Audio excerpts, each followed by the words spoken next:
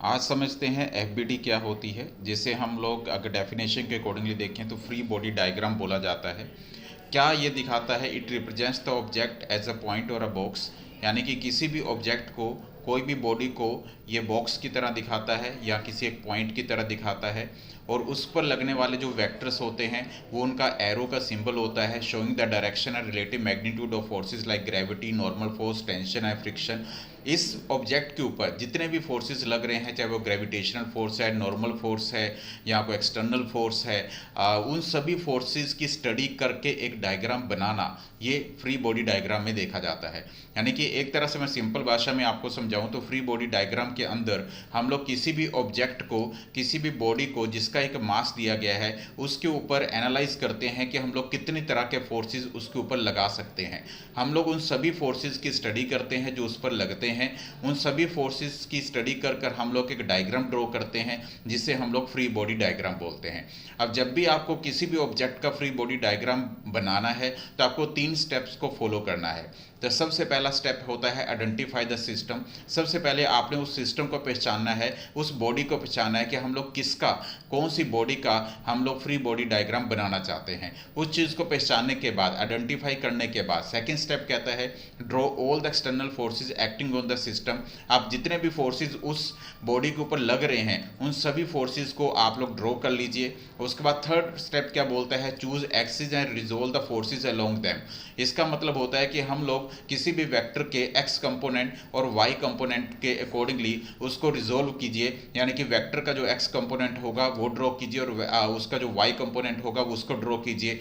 ये तीनों स्टेप को अगर आप फॉलो कर लें तो एक डायग्राम आप लोग फॉर्म करते हैं जिसे हम लोग फ्री बॉडी डायग्राम कहते हैं। एग्जाम्पल के तौर पर आप देखेंगे अभी अगर आप इस स्क्रीन की ओर देख रहे हैं तो स्क्रीन में देखिए कि एक ऑब्जेक्ट रखा हुआ है, ये मास एम एक्सपोज कीजिए रखा हुआ है एक सरफेस के ऊपर, और इसके ऊपर अलग अलग तरह के फोर्सेज आपको दिख रहे होंगे। अप्लाइड फोर्स यानी कि external force, friction force, reaction force, या फिर एक वेट नीचे की तरफ एम जी यानी ग्रेविटेशनल फोर्स। ये सभी फोर्सेज की स्टडी करके हम लोग एक डायग्राम बनाते हैं, उसको हम लोग फ्री बॉडी डायग्राम बोलते हैं। इस चीज़ को हम लोग नेक्स्ट स्लाइड के अंदर समझते हैं कि क्या कैसे बनाया जाता है फ्री बॉडी डायग्राम। अब आप देखिए आपके सामने एक बॉडी को मैंने रखा हुआ है जिसका मास m है। इसको एक प्लेन सरफेस के ऊपर रखा हुआ है, नीचे एक प्लेटफॉर्म है यानी कि एक सरफेस है, और एक बॉडी है जो सरफेस के ऊपर रखी हुई है। अब इस पर लगने वाले जितने भी फोर्सेस होंगे हम लोग उस चीज़ को एनालाइज करेंगे। अभी इस बॉडी के ऊपर एक एक्सटर्नल फोर्स बाहर से लग रहा है। अब सपोज कीजिए कि हम लोग सबसे पहला जो स्टेप था जो कहता था कि आइडेंटिफाई द सिस्टम, तो आप अगर देखिए कि किसका फ्री बॉडी डायग्राम बनाना है, एक तरह से मैं उस सिस्टम को आइडेंटिफाई कर लेता हूं। इस डॉटेड लाइन के अंदर मैं वो सिस्टम देख लेता हूं जिसका हमने फ्री बॉडी डायग्राम बनाना है। ये इसका मुझे फ्री बॉडी डायग्राम बनाना है, ये जो मैंने डॉटेड लाइंस में कवर किया। यानी कि ये हमारा क्या हो गया, ये हमारा एक सिस्टम हो गया। ये मैंने पहला स्टेप पूरा किया।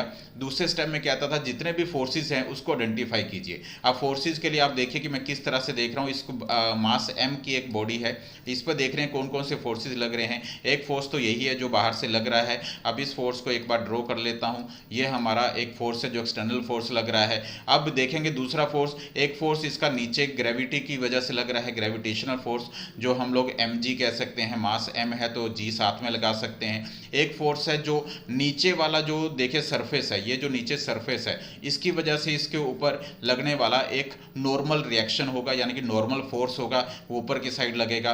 तो ये लीजिए, मान लीजिए मैंने n बोल दिया। तो ये हमने जो ड्रॉ किया, ये हमने फ्री बॉडी डायग्राम किया इस बॉक्स का जो मैंने आपके सामने ड्रॉ किया हुआ है। इसी तरह का दूसरा एग्जांपल देखिए, मैंने अब यहाँ पर 2 ऑब्जेक्ट ले लिए हैं। अब दोनों ऑब्जेक्ट का फ्री बॉडी डायग्राम बनाते हैं, इसको अलग अलग तरीके से समझते हैं। देखिए सबसे पहले मैं क्या करूँगा, पहले आइडेंटिफाई द सिस्टम। मान लेता हूँ कि पहला स्टेप मैं आइडेंटिफाई किया मैंने सिस्टम को, और मैंने एक केस इसका ये लिया कि मैंने दोनों को ही एक ही सिस्टम में ले लिया, यानी कि पूरा सिस्टम ले लिया जिसके अंदर एक बॉडी थी जिसका मास कैपिटल M था और एक बॉडी थी जिसका मास स्मॉल m था। तो मैंने इस पूरे को सिस्टम मान लिया, और इस केस के अंदर जब मैंने इस पूरे को सिस्टम माना, इसके बाद मैंने इसके ऊपर एनालाइज किया कि कितनी तरह के फोर्स लग सकते हैं। तो उन फोर्स को आइडेंटिफाई करते हैं, देखते हैं इसका फ्री बॉडी डायग्राम कैसे बनेगा। देखिए ये जो इस सिस्टम में जो टोटल का मास है capital M plus small m है, इसका हम लोग क्या बना रहे हैं, फ्री बॉडी डायग्राम बना रहे हैं। अब इस फ्री बॉडी डायग्राम में देख रहे रहे हैं कि कितनी तरह के फोर्सेज इसके ऊपर लग रहे हैं। तो आप देख रहे हैं कि एक फोर्स तो बाहर से जो लग रहा है एक्सटर्नल फोर्स, हम लोग उसी को यहाँ पर लिख देते हैं। उसके बाद आप इन दोनों पर देखेंगे कि नीचे की साइड में एक ग्रेविटेशनल फोर्स लगेगा, यानी कि वो टोटल के ऊपर लगेगा तो m प्लस एम और साथ में जी हो जाएगा, एम जी जिसे बोलते हैं हम लोग। और नीचे वाले सरफेस की वजह से ऊपर इन दोनों पर एक ही फोर्स लग रहा होगा, लेट अस सपोज कि दोनों पर एक नॉर्मल फोर्स लग रहा है। तो ये जो डायग्राम बनाया है मैंने, अगर दोनों को इकट्ठा एक ही सिस्टम मानूं तो उस केस के लिए बनाया है। अब मैं ऐसा भी करूंगा कि मैं इस अगर दूसरा केस आपको समझाना चाहूं तो इस बॉक्स को मैं अलग से इसका एक सिस्टम मान लेता हूं और इस बॉक्स का अलग से सिस्टम मान लेता हूं। अब मैं उसको आपको करके दिखाता हूं, आप उस चीज़ को समझिएगा। अब इसके अंदर देखिए कि सपोज कीजिए कि ये एक्सटर्नल फोर्स बाहर से लग रहा है और मैंने इसका एक अलग से सिस्टम बना लिया, ये बड़े वाले बॉक्स का, और बड़े वाले बॉक्स को मैंने अलग सिस्टम में ले लिया। लेट अस से कि हम लोगों ने इस सिस्टम को S1 बोल दिया और छोटे वाले को मैंने अलग सिस्टम मान लिया, और लेट अस से कि मैं इसको S2 सिस्टम बोल देता हूँ। अब दोनों सिस्टम को मैंने अलग अलग तरीके से भी कर सकता हूँ, दोनों का अलग अलग तरीके से बॉडी डायग्राम बना सकता हूँ। और कैसे बनाऊँगा, पहले तो मैंने आइडेंटिफाई कर लिया, पहले S1 का बनाते हैं। अब S1 का बनाते हैं तो हमने इस कौन सा बॉडी है जिसका मास m है, इसके ऊपर लगने वाले सभी फोर्सेस हम लोग ड्रॉ करते हैं अब सेकंड स्टेप के अंदर। तो एक फोर्स तो जो एक्सटर्नल लग रहा है वो आपके सामने है, वो F है जो इस मास m के ऑब्जेक्ट पर लग रहा है। और नीचे के साइड भी एक फोर्स लगेगा जो ग्रेविटेशनल फोर्स होगा, जिसे हम लोगों ने mg बोल दिया है। अब आप देखेंगे कि इसके ऊपर और कौन सा फोर्स लग रहा है, एक नॉर्मल जो नीचे वाले सरफेस की वजह से नॉर्मल रिएक्शन ऊपर की साइड लग रही है, इसे मान लेते हैं कि n1 कहते हैं। तो हम लोग यहाँ पर इसको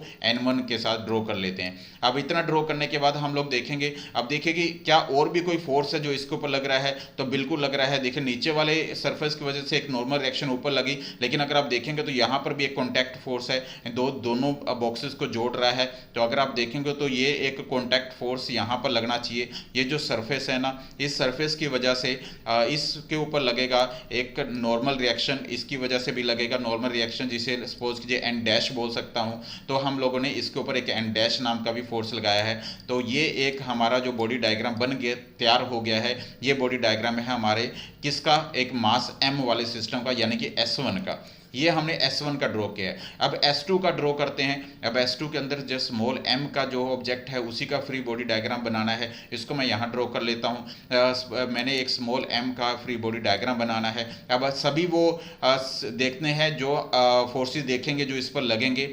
जैसे सबसे पहले तो हम लोग इसके ऊपर देख रहे हैं कि एक mg फोर्स जो नीचे की साइड लग रहा है, और एक हमारा नॉर्मल रिएक्शन नीचे की सरफेस की वजह से ऊपर की साइड लग रहा है, हम इसको मान लेते हैं कि N2 कह रहे हैं। और इसके अलावा जो इसके ऊपर फोर्स लग रहा है, आप देखेंगे इस सरफेस की वजह से जो इस पर फोर्स लगेगा, जिसे हम लोग N डैश कह देते हैं। तो अगर आप देखेंगे तो इसके ऊपर एक N डैश नाम का भी फोर्स लग रहा है। तो ये जो फ्री बॉडी डायग्राम बना है ये हमारा इस बॉक्स का है जिसका मास स्मॉल m में था।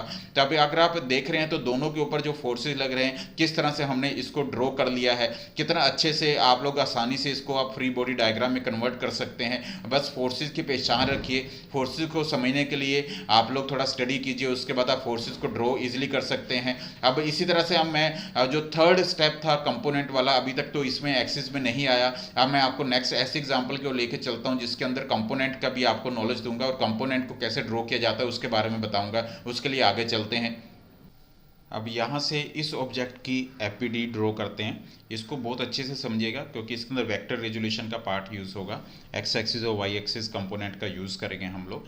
अब इस ऑब्जेक्ट जिसका मास m है, इसके ऊपर पहले सबसे पहले ये देख लेते हैं, ये तो हमारा सिस्टम है, इस पर कितनी तरह के फोर्स कहाँ कहाँ लग रहे हैं, उन फोर्सेज को देख लेते हैं। अब मास m का जो ऑब्जेक्ट है, इसका नीचे की साइड जो फोर्स लग रहा है वो हमारा mg लग रहा है, यानी कि ग्रेविटेशनल फोर्स। और एक फोर्स इस सरफेस की वजह से लग रहा है जिसे हम लोग नॉर्मल फोर्स कह रहे हैं, वो नॉर्मल फोर्स है हमारा। इसको मान लेते हैं कि n कह देते हैं। ये दो फोर्सेस लग रहे हैं, एक बार इसको बाहर निकाल लेते हैं। मान लेते हैं कि ये हमारा मास m है जिसके ऊपर दो तरह के फोर्सेस अभी हमने स्टडी करे। एक फोर्स हमने स्टडी किया कि एक नॉर्मल फोर्स लग रहा है, और एक फोर्स हमने स्टडी किया कि इसके ऊपर ग्रेविटेशन फोर्स लग रहा है जो mg है। अब आप क्या करेंगे, अब आप इस एक्सिस के पैरेलल में एक एक्सिस ड्रॉ कर लीजिए। इसके ऊपर, इस एक्सिस के पैरेलल में जिस पर मैंने टिक किया है, इसके पैरेलल में एक हम लोग एक एक्सिस ड्रॉ कर लेते हैं।